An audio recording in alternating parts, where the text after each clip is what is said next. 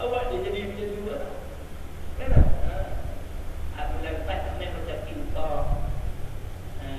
Dan siapa tadi kata jumpa tak nak panggil kawan kata kita tak dan pagi.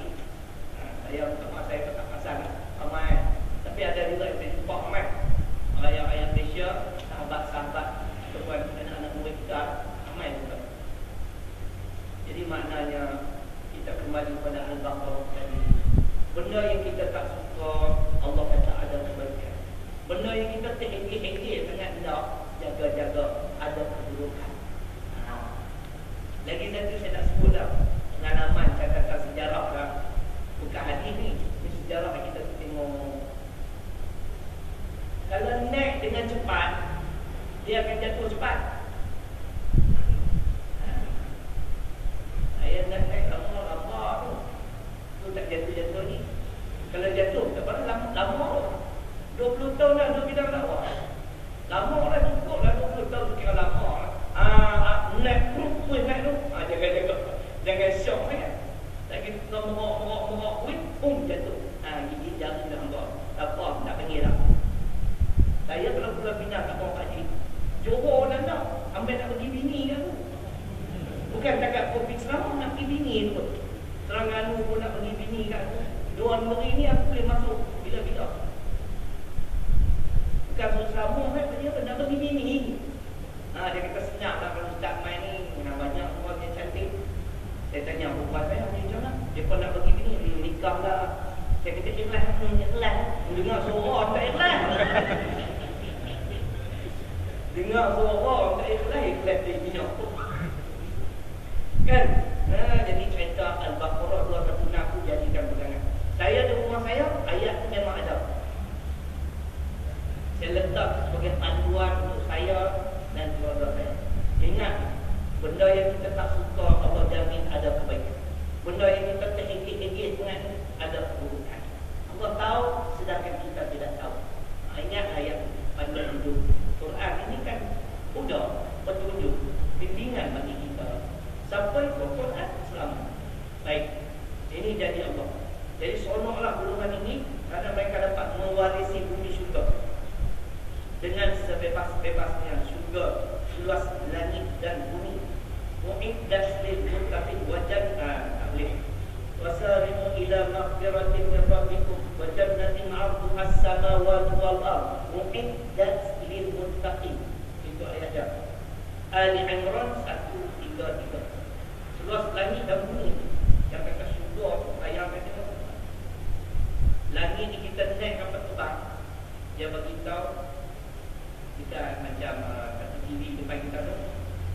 Jarak kita dengan bumi 30,000 kilometer.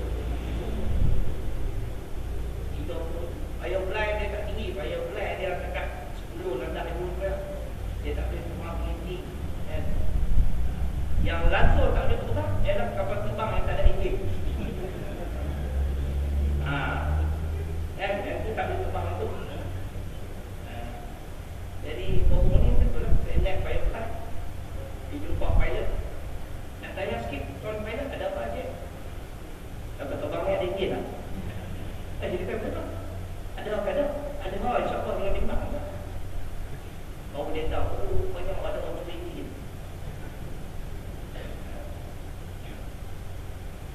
Kami boleh mengambil tempat dari syurga ini di mana sahaja kami suka, itu dia. Allah bagi kebebasan sampai macam itu. Ini yang diterjemahkan sahaja. Hakikat yang sebenar apa pun tak tahu macam mana kan. Kan? Berdasarkan ayat, ulama bahas, ulama tengok dengan kefahaman yang ilmu yang ada kat dia macam ni saja. Macam neraka. Siapa yang boleh tahu macam mana siksaan sebenar dan neraka? Cuma Allah kata api menjulang-julang, kita menjulang-julang macam tu. Hakikat senang, kita pun belum masuk ni dan kita pun tak mahu. Demikian dia kata, maka pemberian yang demikian ialah sebaik-baik balasan bagi orang-orang yang beramal. Jadi kita beramal. Nak dapat syurga, kita beramal. Bila beramal, dapat rahmat Allah. Dengan rahmat Allah masuk syurga. Dia kena beramal. Kalau dia berpeluk tubuh dia amat masuk syurga, takkanlah tuan, takkanlah logik Nabi Muhammad SAW berjuang untuk menegakkan agama Kita tak berjuang, tiba-tiba nak masuk bundok. Kita pergi tengok di Madinah tu, di Madinah kubur syuhada, kan? Kita tengoklah perlukan tu, nampaklah adalah batu putih kat tu, tanda nama tak ada, apa tak ada. Hak kubur sebagai syuhada, tanda batu nama tak ada. Tanam macam tu. Hak lawan Islam dia buat siap dengan nama, tarikh mati semua tu. Semua orang fikir. Hak lawan Islam dia make up dalam kubur dia bagi tahu Syahrir tu lahir sekian tahun, mati sekian tahun. Kan? Ish, tak malu dekat Sayyidina Hamzah kan? Dia gugur sebagai syuhada, penghulu segala syuhada. Batu nisan pun tak ada. Kan? Duduklah daripada dalam kita tengok menitis air mata. Dia kenal kerja buat kita tak tahu mana nak masuk syurga. Benar beramal dulu. Maka saya nak ulang, man mata walam yaqtu walam yuhaddith nafsahu bi mata ala syubhatin min nifaq hadis Bukhari. Ayat utama hadis Muslim daripada kitab Bulughul Maram. Bab jihad.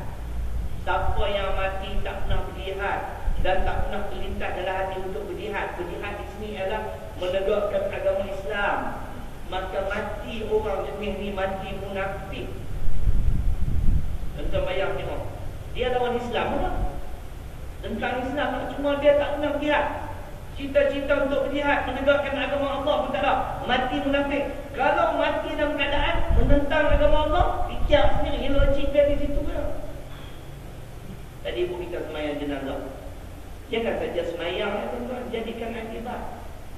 Kami akan menyusul kamu pula tak lama lagi. Daftar tak itu juang tak? Mana nak tahu apa bekalan kita nak buat balik untuk menunggu.